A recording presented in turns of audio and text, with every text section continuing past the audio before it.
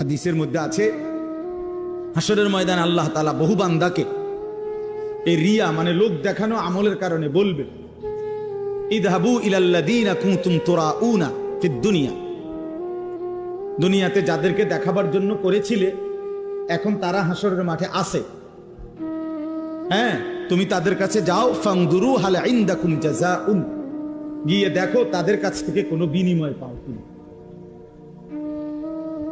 তুমি যাদেরকে দেখাইবার জন্য করছিলা তারা আছে এখন হাসরের মাঠে, যাও ওদের কাছে গিয়ে তোমার কর্মের বিনিময় যাদেরকে দেখাইবার জন্য করছিলা ওদের থেকে নাও, আমার থেকে নিবা কেন? আমার জন্য তো করো নাই। বুঝছেন নি ফেসটা আমনে? তো আল্লাহ তাআলা যদি প্রত্যাখ্যান করে তো কে বিনিময় দিবে? কঠিন ব্যাপার এটা। কোরআন শরীফে আছে স্পষ্ট, আল্লাহ তাআলা বলছেন, ওয়ালা ইউশরিক বিইবাদাতি রাব্বিহি আহাদা, আমি আল্লাহর কোন ইবাদতের মধ্যে সামান্যতম কাউকে অংশীদার বানানো যাবে না, বানানো যাবে। একটা মাহফিল করমু এরুম, বক্তা আনমু দরকার হলে হেলিকপ্টার দিয়া দেখাইয়া সারুন, যদি বাপের বেড়া হইয়া থাকে, হ্যাঁ তো দেখাইলেন আর বাপের বেড়াও হইলেন আমি, সবই ঠিক আছে। তারপরে বুঝেন না আমার কথা? 30 লাখ টাকা খরচ হইল, একবারে দেশ চুক্তি, মানুষ লাড়া খাইলো, সারা বিশ্ব দেখলো জানলো, তো এরপরে কি? এই মানুষ, এই সমস্ত 800 কোটি মানুষের কাছে কোনো বিনিময় আছে? তাদের তো কোনো যোগ্যতা নাই, তারা তো আমার এই কর্মের কোনো প্রতিদান দিতে পারবে না, তো আমি তাদেরকে দেখাইয়া লাভ হইল কি? এটা বুঝার ব্যাপার। এই জন্য আমার ভাই, আমি জানি ছেলেরা কষ্ট করছে, আমাদের প্রিয় ভাই নাহিদ, আমি মূলত ওই ভাইয়ের অনুরোধেই ডেট দিছি।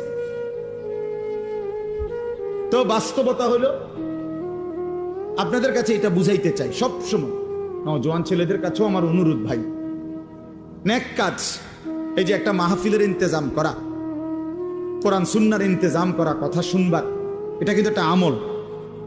কি বলেন? এটা একটা নেক আমল না? এটা আল্লাহর জন্য হওয়া চাই। আমি বলবো আল্লাহর জন্য, আপনি শুনবেন আল্লাহর জন্য, আয়োজনকারী আয়োজন করবে আল্লাহর জন্য। আর প্রত্যেকেই মনোযোগ দিলে, আন্তরিকতা নিয়ে শুনলে বরকত হবে। ও বাবা, তোমরা এনে বুট খাইও না, বাবা পেটকাইও না বেকুবের মতো, হাসো না, হাসো না, বন্ধ করো বাবা, পরে খাইও, পকেটে নাও এটা। তাহলে এই জন্য বললাম, হ্যাঁ আমার এটা কষ্ট করি আমি, আমার শ্রোতা যতক্ষণ, আমি শুধু আমারটা আমি বলে গেলাম, আমার সময় পার করা 1 ঘন্টা, এরপরে আপনারও কি হলো না হলো এটা আমার জানার বিষয় না, না এটা কোনো কথা, এটা কোনো কথা। আমার মনে আছে, আমার ছাত্র জীবনে আমার একজন উস্তাদ আমারে বলছিলেন, আমার সেই হুজুর ইন্তেকাল করছে, হুজুরে আমারে বলছিলেন, আনিস যখনই আল্লাহর কথা বলতে বসবা তো এটা মনে রাখো যে মানুষগুলোর সামনে বসছো, এই মানুষগুলো তোমার বান্দাও না, তোমার উম্মত না। কথা বুঝছেন না? মনে এরা আমার বান্দাও না, আমার উম্মত না, এরা আল্লাহর বান্দা, রাসূলুল্লাহর উম্মত।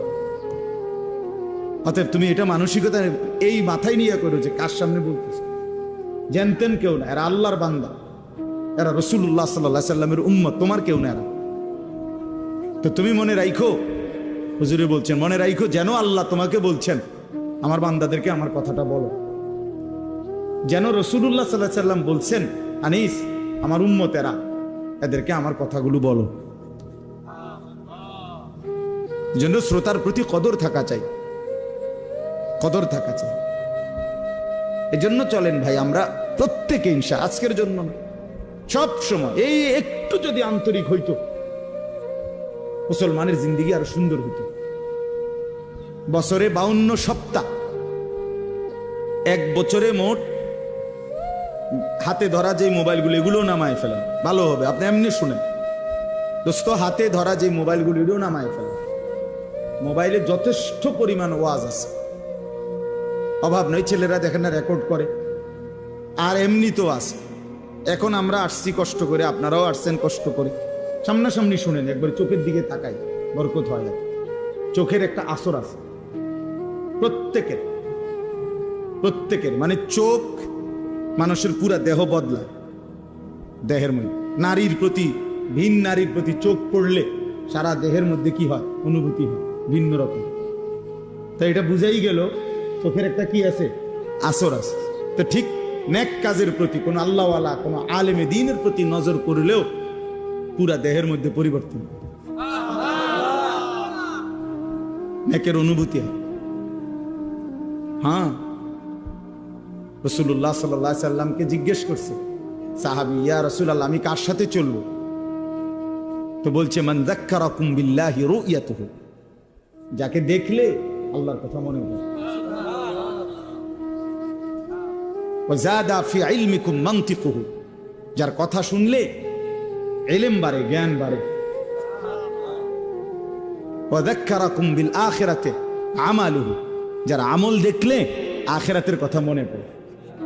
যার চেহারার দিকে তাকাইলে আল্লাহর কথা মনে পড়ে, যার কথা শুনলে নিজের জ্ঞান বাড়ে, যার আমল দেখলে আখিরাতের কথা মনে পড়ে।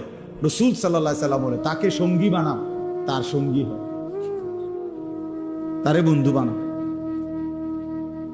তার সাথে চলো, তার সাথে উঠা বসা করো, তার সাথে সম্পর্ক।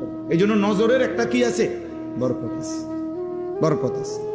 কচ্ছপ একটা প্রাণী আছে না, কচ্ছপ, এই কচ্ছপ বাচ্চা ফুটায় নজর দিয়ে।